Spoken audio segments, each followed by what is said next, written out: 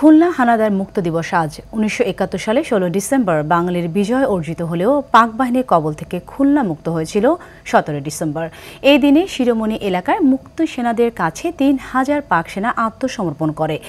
মুক্তিবাহিনীর তুমুল আক্রমণে যশোর ক্যান্টনমেন্ট ছেড়ে ৯ ডিসেম্বর খুলনার দিকে আসে পাক হানাদার বাহিনী। গোটা এলাকা দখল করে নিয়ে নির্যাতন আর নির্বিচারে গুলি করে মারতে থাকে নিরীহ বাঙালিদের। প্রাণ বাঁচাতে মানুষ ঘরবাড়ি ফেলে পার্শ্ববর্তী ভৈরব নদীর ওপারে চলে যায়। এক পর্যায়ে জনশূন্য হয়ে পড়ে এই এলাকা। ১২ ডিসেম্বর সকালে হঠাৎ করে পাক সেনাদের ঘাঁটিতে চারদিক থেকে আক্রমণ চালায় মুক্তিযোদ্ধারা। মিত্রবাহিনী ও মুক্তি সেনাদের সাঁড়াশি আক্রমণে দিশেহারা হয়ে শেষ পর্যন্ত পরাজিত হয় পাক বাহিনী।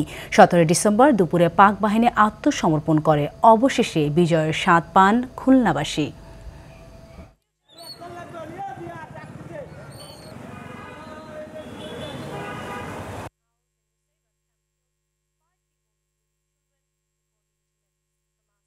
পাক হানাদার বাহিনী যুদ্ধ করে মুক্তিযোদ্ধাদের সাথে টিকতে না পেরে যশোর ক্যান্টনমেন্ট তারা ছেড়ে খুলনা অভিমুখে রওনা হয়।